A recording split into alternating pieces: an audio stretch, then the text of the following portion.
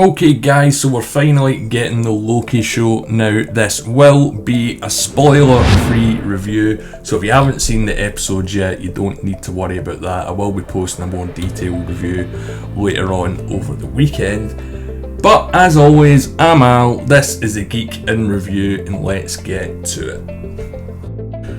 Now, I think first of all it's important that you've got to remember that this isn't the Loki that we're used to over the last 5 or 6 years.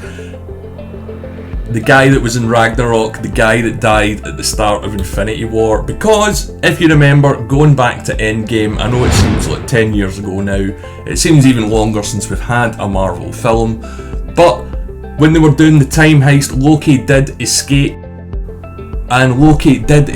meaning that this guy that we're getting in this show, or this version of Loki, didn't go through the events after the Avengers in 2012, so there was no imprisonment in Asgard, no Thor the Dark World, no Ragnarok, and it's pretty good that he missed the Dark World, 50-50, he get killed off in Infinity War, but we've got him back. So is this show any good? Well, I suppose it depends on your own personal opinion, but yeah, I really liked it. I think Marvel and Disney are hitting it out the park with what they're doing in terms of TV shows and creativity and content, and especially budget at the moment, and this show is no different. The effects, even with the backgrounds and the sets, are absolutely fantastic. It's kind of weird that Time Variance Authority, the organisation that Loki finds himself involved with, sort of a cross between the Time Lords and Dunder Mifflin, that they live in these huge sort of endless cavernous buildings that seem to go on forever, but all the furniture is really banal and kind of 1970s looking. Owen Wilson is absolutely fantastic in it. His banter and the sort of back and forth between him and Loki, or his character Morbius and Loki, or Mobius and Loki, I'm going to get that wrong a few times, is pretty good, but I thought I was going to expect that anyway, because Tom Hiddleston, while I don't necessarily love every film that he's in, he is an absolutely brilliant actor. I would highly recommend, if you haven't seen it, to go and check out a TV show that was on the BBC called Night Manager, and a film from about 6 years ago called The Only Lovers Left Alive, starring Tom and Tilda Swinton. Those really show this guy's range, man,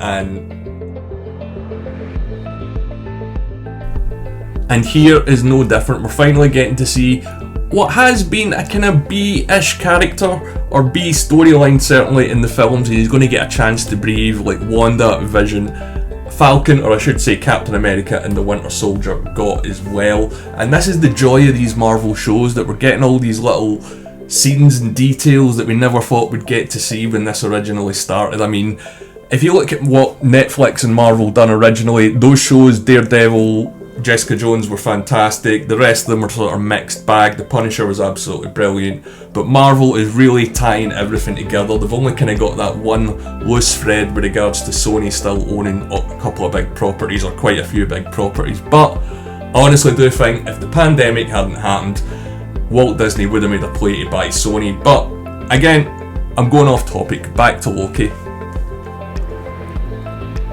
Now, in terms of how this is going to impact the MCU, or MTV as I keep calling it, but no one else calls it that, in the future, I think this show, it can afford to do a lot of things. It's got time travel, it's got changed history. The Time Variance Authority are used to dealing with these huge crises, so much so that when one happens, it is kind of business as usual for these guys. Imagine if you're a fireman. Once you get the call and you're going out, you're out, that's it. It doesn't really matter what the job is, and that's what the sort of attitude seems to be with the Temporal Variance Authority. I might do a video on them. Their background in the comics is kind of vague, and you don't get a lot of exact answers other than what they're doing. The sort of top levels of organisation in the history is a bit, not 100%, a bit timey-wimey, if you will. But generally, I think this is going to be an absolutely fantastic show. I can't wait to see the future episodes. I might do, as I said, a breakdown video on Owen Wilson's character, and maybe even the Time Variance Authority, and maybe even a theory video on who we're going to see, because we might get some cameos popping up. I know we were all teased with WandaVision, and we thought we were going to get a big payoff with Doctor Strange or something there. There was also things about Steve coming back and Falcon and the Winter Soldier, but I didn't think there was a chance of this happening. But with this show and these varying timelines and the fact that they can go back and correct things, and it's a bit of a Back to the Future 2 scenario, I would imagine we're going to see, they can afford to do a lot, and there's a lot of the Marvel timeline that we haven't seen, from Captain America, the first Avenger, up until Captain Marvel. We don't really get a lot of backstory there.